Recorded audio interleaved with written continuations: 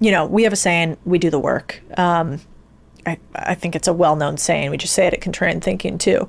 But I think one of the ways that people don't realize is super easy to get ahead is there's two things. Curse of competence, which means there are actually very few competent, hardworking, driven people in this world. Way more than I think people realize. And you've seen it before. Like you've seen when somebody goes 10% more than the norm. It's pretty rare, actually. Like how many people have you had come in here and not impress you? Just be kind of like everybody else. Yeah. And then you notice the guy who's like, no, he's here before everybody else. Oh, he stays a little bit later than everybody else. Could be 10 minutes on both ends.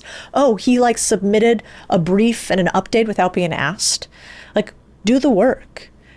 Be that one competent human in a ocean of humans who are complacent instead of competent.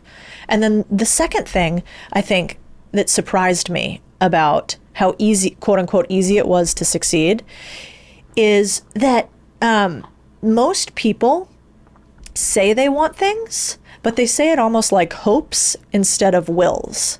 And so, my husband and I kind of talk about this a lot. We're like, do you want it or are you going to do it?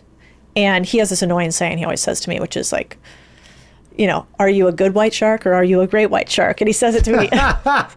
He says it to me often when we're working out, which is when I really want to murder him.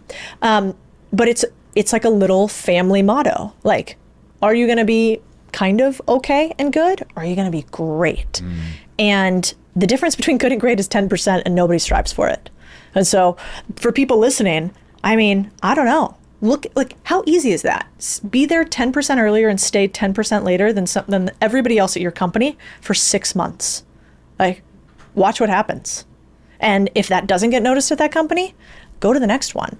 Or build the next company in the 10 minutes that you're there in the beginning and the end. That's what I did at Goldman Sachs. I got recognized by the most senior director, and then I had multiple job opportunities after that. I wasn't smarter than anybody else. I didn't go to any fancy schools. I didn't have an MBA then, but I worked slightly harder than everybody else. I was competent, and I did a little bit more than everybody else, and that was it. When somebody's aggressive, when they are working harder than other people, when you can tell they want it, it's a joy to be around. It's a joy. Like there really is something. And I talk about this a lot, like, don't make me drag you. Oh. Don't make me drag you. I'll drag you across the finish line if I have to, because I am going to succeed. But god damn, like if you can make me sweat, that's thrilling. Yeah. When I'm around people that I'm like, whoa, all right, look at this person. Like they're really showing up. They're playing to win.